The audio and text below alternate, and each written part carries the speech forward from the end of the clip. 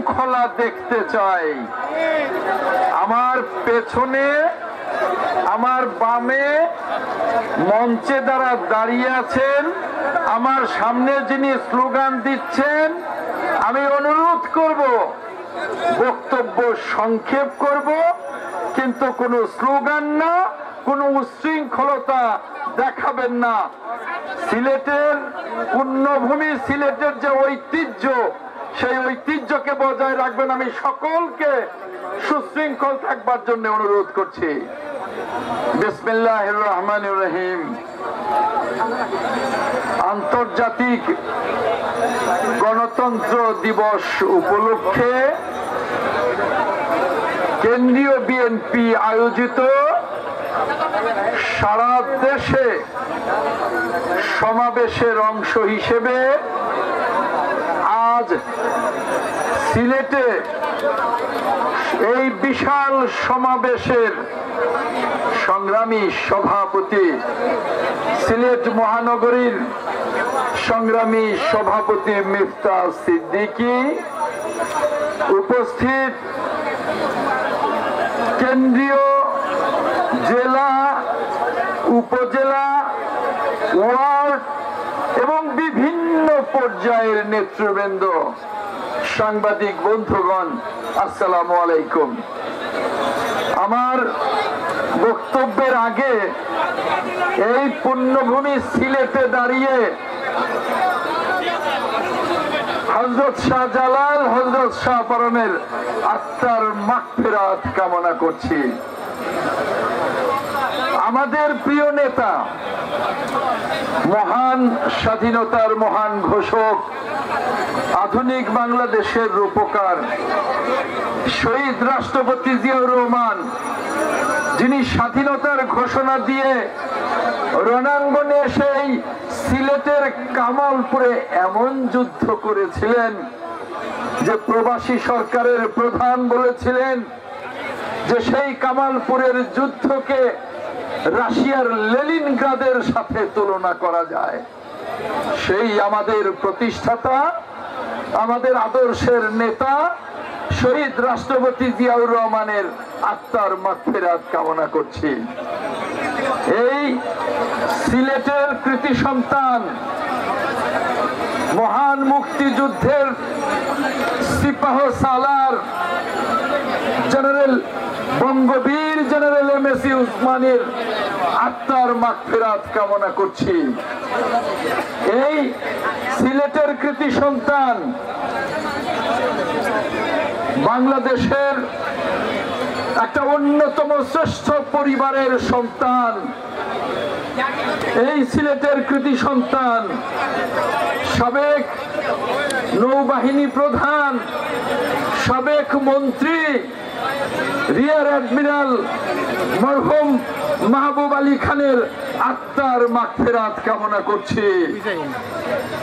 আজকে এই পুণ্যভূমি সিলেটে দাঁড়িয়ে শুধু সিলেট নয়, সারা বাংলাদেশের অর্থনীতির প্রাণ পুরুষ মরহুম সাইফুর রহমানের আত্মার মাগফিরাত কামনা করছি।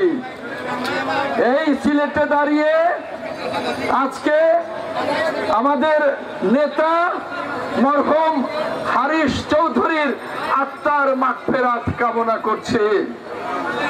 এই পুণ্যভূমি সিলেটে কত পীর, ওলি, আউলিয়া, গাউস, কুতুব, আম্বিয়া চিরনিদ্রায় শায়িত, তাদের সকলের আত্মার মাগফিরাত কামনা করে আমি আমার নেত্রী, বাংলাদেশের অবিসংবাদিত নেত্রী, দেশনেত্রী বেগম খালেদা জিয়া, যাকে মিথ্যা বানোয়াট মামলায় ফ্যাসিস্ট হাসিনা গত 8 বছর বন্দী রেখেছিলেন নির্মম ভাবে, যাকে উন্নত চিকিৎসা থেকে বঞ্চিত করেছিলেন নির্মম ভাবে, আমার সেই প্রিয় নেত্রীকে, বাংলাদেশের অবিসংবাদিত নেত্রীর প্রতি শ্রদ্ধা জ্ঞাপন করছি।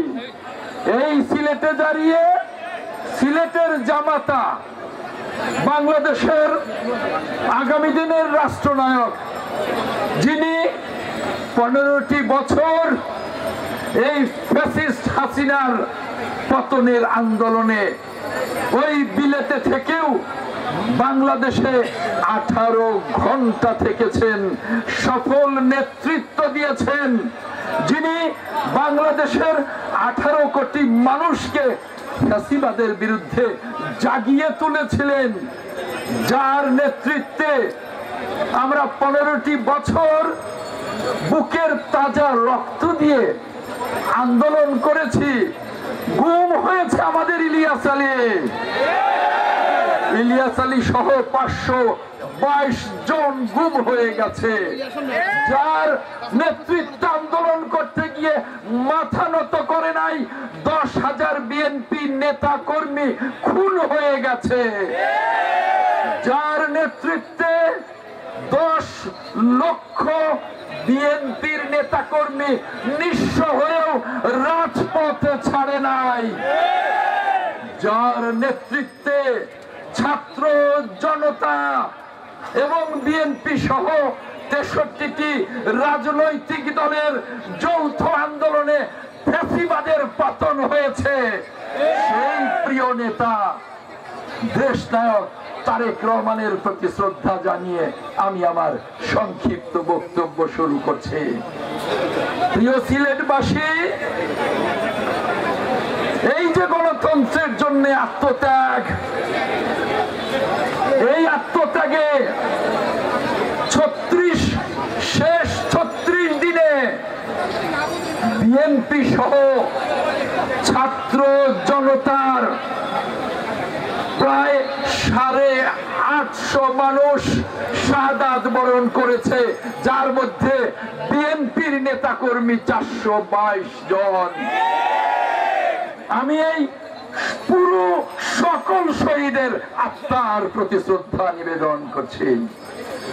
প্রিয় সিলেটবাসী, এই আত্মত্যাগ, এই 15 বছরের আন্দোলন, এই ফ্যাসিবাদের বিরুদ্ধে রক্ত ঝরেও দেশনায়ক তারেক রহমানের বিরুদ্ধে কেন মাঠে ছিলাম?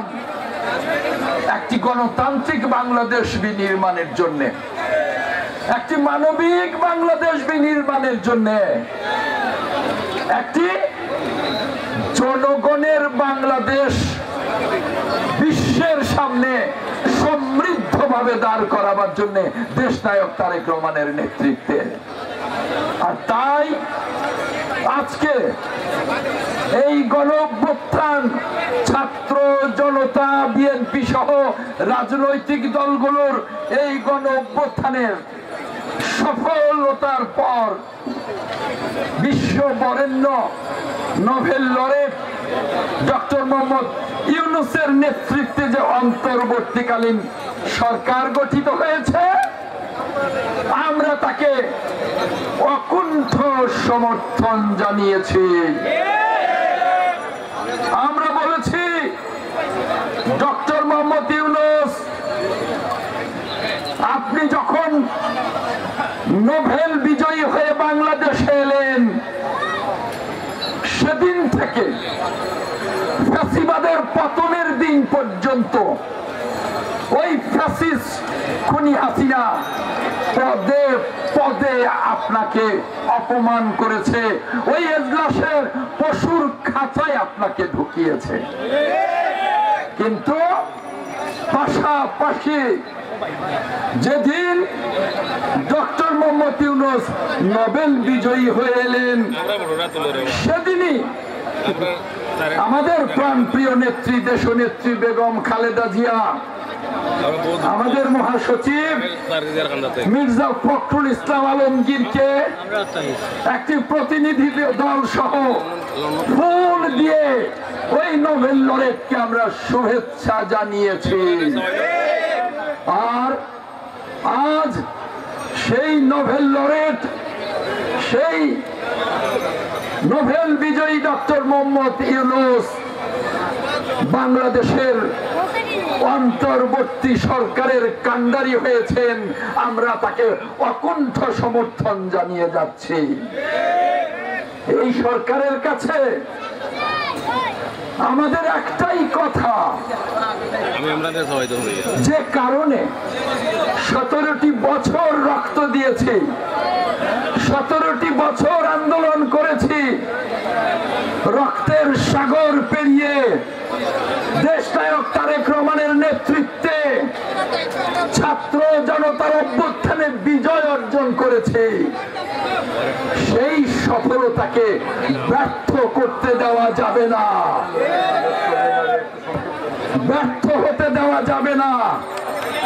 আর সেজন্যই আমরা বলেছি, জনগণ মুখিয়ে আছে যে কখন ভোট হবে। 15টি বছর ভোট দিতে পারে নাই, তারা ভোট দিতে চায়। তাই ডক্টর ইউনূসের সরকারকে বলবো, আপনি দ্রুত প্রয়োজনীয় সংস্কার করুন, এরপর নির্বাচনের রোড ম্যাপ ঘোষণা করুন। সংস্কার একটি চলমান প্রক্রিয়া, যতদিন বাংলাদেশ থাকবে এই সংস্কার প্রক্রিয়া চলতেই থাকবে একটার পর একটা। তাই এটার শেষ নেই, দিন যাবে, একটা করে নতুন ইস্যু আসবে, আর সেই সংস্কার আমরা করব। তাই আপনাকে বলবো যে এই আন্তর্জাতিক গণতন্ত্র দিবসে আপনার কাছে চাওয়া, মৌলিক সংস্কার শেষ করে আপনি নির্বাচনের রোডম্যাপ ঘোষণা করুন। আমরা আপনার সেই রোডম্যাপ অনুযায়ী বাংলাদেশের মানুষকে নির্বাচনী কাফেলায় আমরা একত্রিত করব। আর সেজন্যই আজকের এই আন্তর্জাতিক গণতন্ত্র দিবসে আপনার কাছে বলবো, আর রক্তের হোলি খেলা নয়, আর কোন ফ্যাসিবাদকে আমরা ফেরত আসতে দেব না। আগামী দিনে আমরা গণতন্ত্রের বাংলাদেশ দেখতে চাই, দেশনায়ক তারেক রহমানের নেতৃত্বে বাংলাদেশ দেখতে চাই। আর সেই বাংলাদেশ গড়ার প্রত্যয়ে সারা বাংলাদেশে যে আজকে আন্তর্জাতিক গণতন্ত্র দিবস পালিত হচ্ছে, সেই আন্তর্জাতিক গণতন্ত্র দিবসকে আমরা অভিনন্দন জানিয়ে আজকে আমার বক্তব্য শেষ করছি। আপনারা সুশৃঙ্খল ভাবে আমাদের সাথে মিছিলে শরীক হবেন ইনশাআল্লাহ। আল্লাহ হাফেজ। বাংলাদেশ জিন্দাবাদ। দেশনেত্রী বেগম খালেদা